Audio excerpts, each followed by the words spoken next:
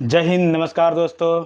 एक बार फिर से आप सभी को आपकी अपनी प्यारी सी यूट्यूब चैनल नयन सर जीके वाला 2.0 में स्वागत है। जी हाँ दोस्तों, आज कुछ खास लेकर के आया हूँ आप सभी पूरे यूट्यूब के पूरे दोस्तों के लिए, जिसमें पढ़ाने वाला हूँ बिहार स्पेशल तथ्य संग्रह, जो आपके आने वाले एग्जाम में बीपीएससी, बिहार पुलिस, बिहार दरोगा, बिहार एसएससी, उनके लिए बहुत ही महत्वपूर्ण होने वाली है। और जानकारी के लिए बता दूं दोस्तों, अभी अभी हाल फिलहाल में कल ही एक नोटिफिकेशन जारी हुआ है, बिहार एसआई का न्यू वैकेंसी आई है। तो आप सभी दोस्तों से रिक्वेस्ट है कि जो जो लोग इस वैकेंसी को भरना चाहते हैं बिहार दरोगा की, तो आप जा कर के भर सकते हैं। चलिए आइए, तो हम लोग क्या करेंगे, आज जो हम लोग पढ़ने के लिए जा रहे हैं, इसमें क्या करेंगे, विशेष रूप से हम लोग क्या करेंगे, बिहार तथ्य संग्रह आपको अच्छी तरीका से दिखाई दे रहा होगा। हम लोग इन्हीं के बारे में अच्छी तरीका से पढ़ेंगे। समझ में आया दोस्तों? क्योंकि ये जो है, ये आपके हर एग्जाम के लिए बहुत ही महत्वपूर्ण होगी। ये हर एक एग्जाम के लिए आपके लिए बहुत ही महत्वपूर्ण होगी, जिसमें कि आप बीपीएससी की एग्जाम जो होता है 71वीं होगी, उनके लिए ये बहुत ही उपयोगी होगा। ओके, उसके बाद बिहार एसआई की, दरोगा की, उसके लिए बहुत ही उपयोगी होगा। उसके बाद बिहार पुलिस की, उसके लिए ये रामबाण होगा, बहुत ही महत्वपूर्ण है। ठीक, उसके बाद जो आने वाले एग्जाम है बिहार एसएससी की, तो इनके लिए ये बहुत ही बेहतरीन होगी। कुल मिलाकर आपको ये बताया जाए तो बिहार में जितने भी सारे एग्जाम होंगे, जो बिहार से संबंधित कुछ सवाल उसमें पूछे जाते हैं, जो इन किताबों से जो मैं पढ़ाने के जा रहा हूँ, इससे आपके लिए है ना बहुत ही ज़रूरी होगी। जो भी सवाल एग्जाम में पूछे जाएंगे तो इन्हीं सब किताबों से पूछते हैं सवाल। चलिए, तो आज हम लोग जानने के लिए जा रहे हैं, शुरू करने जा रहे हैं बिहार तथ्य संग्रह, कि बिहार तथ्य संग्रह में कौन कौन सा चीज हम लोग पढ़ेंगे आज, उनके बारे में अच्छी तरीके से हम लोग जानने का प्रयास करेंगे। समझ में आया ना? चलिए, तो शुरू करें आप लोग। तो वीडियो को अच्छा लगे, वीडियो यदि अच्छा लगे दोस्तों, तो रिक्वेस्ट है, निवेदन है, विनम्र है कि आप इसे सब्सक्राइब और लाइक जरूर कीजिएगा। ये है एडिटोरियल पब्लिकेशन की बुक, जिसमें हम लोग कवर करेंगे बहुत ही बेहतरीन ढंग से। पहले हम लोग जान लेते हैं इसमें कवर क्या करने वाले हैं। इसमें सबसे पहला नंबर क्या होगा, बिहार का सामान्य परिचय हम लोग इसमें पढ़ने के जा रहे हैं। ठीक है, बिहार के बारे में जितने भी सारे तथ्य है, फैक्ट है, उनके बारे में हम लोग जानेंगे। उसके बाद दूसरा नंबर क्या है, बिहार का इतिहास के बारे में जानेंगे, जिसमें प्राचीन बिहार की इतिहास, मध्यकालीन बिहार की इतिहास और आधुनिक बिहार की इतिहास को हम लोग ठीक ठाक से जानने का प्रयास करेंगे। उसके बाद बिहार का भूगोल, भूगोल के बारे में पढ़ेंगे, जिसमें बिहार का भौतिक विभाजन क्या होगा, बिहार की जलवायु क्या कैसी है ना, बिहार का आबोहवा तंत्र क्या होगा, बिहार की मिट्टी कैसी है ना, बिहार में वन एवं वन जीव कैसे कैसे हैं। ठीक, बिहार में आपदा प्रबंधन की व्यवस्था क्या है, नहीं है, उनके बारे में हम लोग अच्छी तरीके से जानने का प्रयास करेंगे।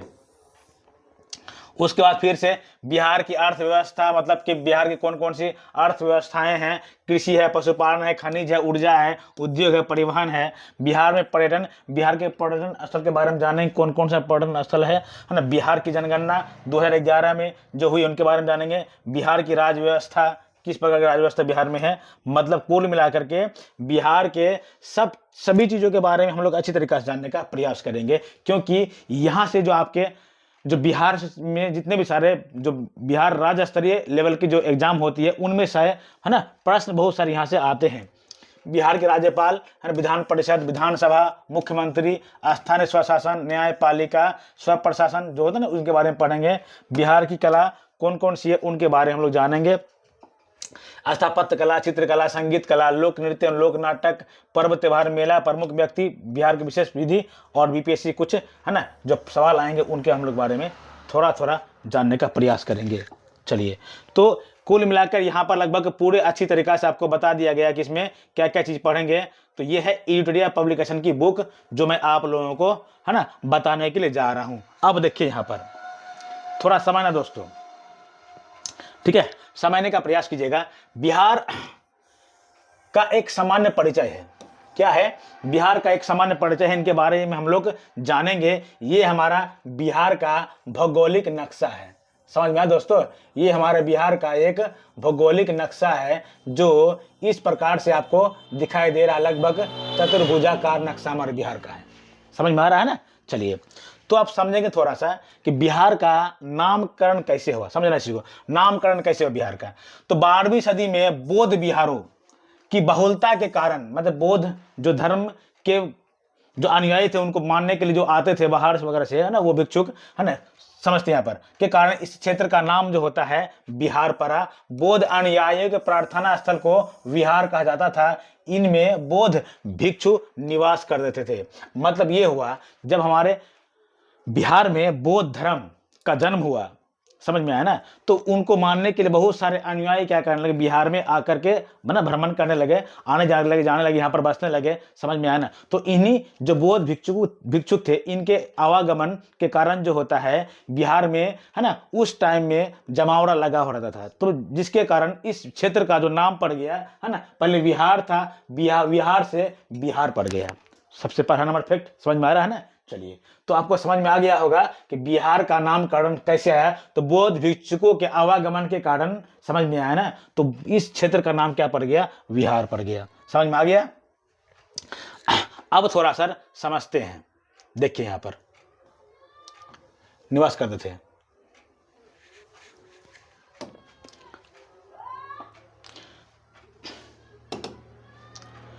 थोड़ा छोटा कर देता कि इसलिए आपको नक्शा आपको ठीक ठाक से दिखाई दे। समझिए दोस्तों, यहाँ पे फिर बड़ा कर दूंगा। तो भौगोलिक स्थिति का मतलब होता है कि बनावट प्राकृतिक रूप से किस प्रकार से है, इनके बारे में हम लोग जानेंगे। ठीक है, सबसे पहली बात देखिए यहाँ पर, तो बिहार का जो है ना, इस वाले भाग को उत्तर कहते हैं। क्या कहते हैं? उत्तर हो गया। और ये वाला भाग क्या हो गया, दक्षिण हो गया। ठीक, ये वाला भाग क्या हो गया, पूरब हो गया। और ये वाला भाग क्या हो गया, पश्चिम हो गया। समझ में है ना? उत्तर, दक्षिण, पूरब, ये पश्चिम हो गया। इस प्रकार से आपको दिखाई दे रहा होगा। समझ में आया ना? तो ये है हमारा बिहार का भौगोलिक क्षेत्र। अब देखो, मुख्य रूप से बिहार का भौगोलिक स्थिति क्या है। तो बिहार जो है उत्तर पूर्व भारत में स्थित है। बिहार कहाँ पर स्थित है? उत्तर पूर्व भारत में स्थित है। दोस्तों, थोड़ा समझने का प्रयास कीजिएगा। ये है हमारा भारत। ठीक है, थोड़ा समझने का प्रयास कीजिए दोस्तों, बस एक कच्ची नक्शा को बना रहा हूं। तो ये भारत उत्तर, इस वाले भाग उत्तर हो गया, ये दक्षिण हो गया, ये पूरब हो गया, ये पश्चिम हो गया। तो अगर इसको इस प्रकार से बांटा जाए तो आप देखेंगे कि भारत जो होता है मूल रूप से, मुख्य रूप से इस प्रकार से पाया जाता है। तो ये हो गया उत्तर और ये पूरब। तो भारत जो होता है मूल रूप से उत्तर पूर्व में दिशा में स्थित है। समझ में आया ना? तो भारत की दिशा में स्थित है। तो भारत मूल रूप से उत्तर पूर्व दिशा में स्थित है। थोड़ा सा समझिएगा दोस्तों, बहुत ही अच्छी तरीका से आपको समझ में आएगा, बेहतरीन ढंग से समझ में आएगा। क्योंकि भारत का जो ये स्थिति की जो विस्तार है, तो थोड़ा सा देखेंगे हम लोग, यहाँ पे समझने का प्रयास करेंगे। तो ये है भारत। ठीक है,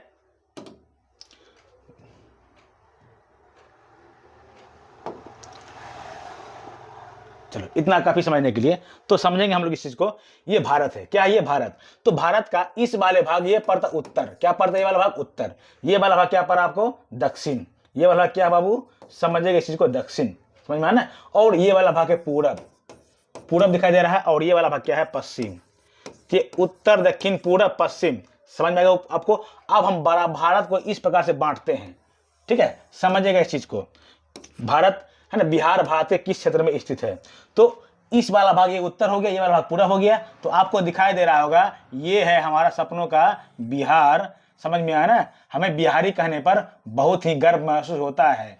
समझ में आया ना? हमें लोग बिहारी कहे तो मुझे बहुत ही मजा आता है सुनने में। तो आप देखिए, ये उत्तर हो गया, ये पूरब हो गया। तो मूल रूप से, है ना, भारत के किस ओर पर बिहार स्थित है? तो भारत के उत्तर और पूर्व दिशा में स्थित, दिखाई दे रहा है आपको ना? उत्तर और पूर्व दिशा में स्थित है। आशा करता हूं कि ये इस लोकेशन से आपको अच्छी तरीके से समझ में आ गया होगा कि भारत जो होता है, भारत में जो होता है बिहार किस दिशा में, यानी किस ओर स्थित है। भारत के एग्जैक्ट लोकेशन बिहार का किस जगह है? तो बिहार का, है ना, भारत में उत्तर पूर्व दिशा में स्थित है। आशा करता आपको समझ में आ गया होगा। चलिए दोस्तों, आप हम लोग थोड़ा सा वहां जानेंगे। जो हम लोग मेन मुद्दा वाला पढ़ाई जो कर रहे थे, समझे ना। चलिए, तो ये आपको समझ में आ गया होगा कि भारत में बिहार किस दिशा में स्थित है, भारत है ना।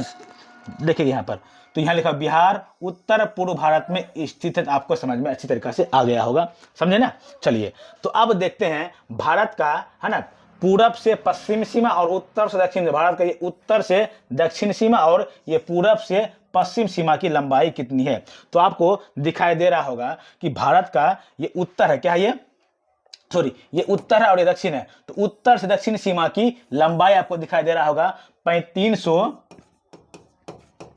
345 किलोमीटर। कौन सा, उत्तर से दक्षिण की लंबाई। बहुत बड़ा एग्जाम ये पूछा हुआ है, समझ में आया ना कि बिहार का उत्तर से दक्षिण की लंबाई कितनी है, 345 किलोमीटर। और आपको ये वाला भाग जो दिखाई दे रहा है, ये पूरब से पश्चिम की लंबाई आपको दिखाई दे रहा है 483 किलोमीटर है भारत की, है ना, पूरब से पश्चिम सीमा की, सॉरी बिहार की पूरब से पश्चिम सीमा की लंबाई। समझे ना, गलती हो जाता है, समझ में आ गया पूरा। अब हम समझते हैं इस चीज को, भारत का अक्षांशीय विस्तार क्या है और देशांतरीय विस्तार क्या है। जी हाँ दोस्तों, अब अक्षांश और देशांतर क्या हो समझिएगा। तो मतलब ये समझ लीजिए इस चीज को, ये पृथ्वी है, ठीक है। तो पृथ्वी पर आप देखिए होंगे बहुत सारे बुक में इस प्रकार से जो आपको दिखाई दे रहे होंगे दोस्तों, देखेंगे इस तरह से ना। तो ये जो लाइन जो दिखाई दे रहा है आपको, इसे हम कहेंगे अक्षांश। क्या कहेंगे, अक्षांश। क्या कहेंगे बाबू, अक्षांश कहेंगे, समझ में आया ना। अब इसी पृथ्वी के लोकेशन को आप देखे होंगे, है ना, तो इस प्रकार से आपको दिखाई दिया होगा, समझ में आया ना, इस तरह का तरीका से। तो इसको बोलते हैं देशांतर। क्या बोलेंगे इसको, देशांतर। कहने का मतलब होता है कि बिहार का अक्षांश से विस्तार, ये वाला पॉइंट और ये वाला पॉइंट, तो भारत का अक्षांशीय, सॉरी भारत बोलते, बिहार का अक्षांशीय विस्तार जो होता है आपको दिखाई दे रहा है, समझ में आ रहा है ना। ये एग्जैक्ट लोकेशन, इस वाला भाग और इस वाला भाग, तो ये अक्षांश ना हो गया, तो अक्षांश ये वाला भाग दिखाई दे, जहां पर टच करेंगे भारत, सॉरी बिहार, समझ में ना। तो इस पार तो इधर तो नेपाल ना है, नेपाल हो गया इस तरह से। तो आप देखिए यहाँ पर तो क्या है, 24 डिग्री, समझ में आया ना, 20 मिनट और 10 सेकेंड है उत्तरी अक्षांश से लेकर के 27 डिग्री 31 मिनट और 15 सेकेंड। तो ये इसका, समझ में आया ना, तो ये इसका अक्षांश से विस्तार हो गया। और आपको पता है ये वाला देशांतर हो गया। तो देशांतर देखिए आप यहाँ दिखाई दे रहा है 83 डिग्री 19 मिनट और 50 सेकेंड से लेकर के आपको यहाँ दिखाई दे रहा है 88 डिग्री, समझे ना, 88 डिग्री 17 मिनट और 40 सेकेंड तक फैला हुआ है, समझ में आ रहा है ना। तो ये है अक्षांशीय विस्तार। कभी कभी एग्जाम में ये भी आपको अक्षांशीय और देशांतरीय विस्तार आपको दिखाई देंगे। तो ये है देशांतरीय विस्तार, समझे ना, और ये वाला जो था यहाँ से और यहाँ जो था ये था अक्षांशीय विस्तार। आशा करता हूँ कि आपको अक्षांश और देशांतर अच्छी तरीके से समझ में आ गया होगा, समझ में है ना। तो ये है आपका, ये वाला हो गया और ये वाला हो गया देशांतरीय विस्तार, समझे ना। और उसके बाद जो होता है, और ये वाला जो पॉइंट आपको दिखाई दे रहा है, ये वाला पॉइंट, ये हो गया आपका अक्षांशीय विस्तार, ऊपर से नीचे तक, नीचे से ऊपर तक, समझ में आया ना। चलिए, तो आपको समझ में आ गया ये, मतलब ये अक्षांशीय विस्तार 24 डिग्री 20 मिनट, समझ में, 24 डिग्री 20 मिनट 10 सेकेंड से 27 डिग्री 31 मिनट 15 सेकेंड तक है ना। 27 डिग्री 31 मिनट 15 सेकेंड तक, 24 27 24 27 24 27, याद रखिएगा, 24 27 24 27 24 27, याद है ना। किसी का नंबर होगा तुरंत याद हो जाता है, समझ में ना, कोई खास बाबू सोना वाला, ठीक है। तो उनका उसी तरह इसको भी याद है, 24 27, नीचे 24 ऊपर 27, नीचे 24 ऊपर 27, समझ में आया ना। उसके बाद इधर क्या है, इधर 83 उधर 88, इधर 83 उधर 88, 83 88 83 88, 24 27 24 27, याद रहेगा ना। हाँ, याद रखना इस चीज को।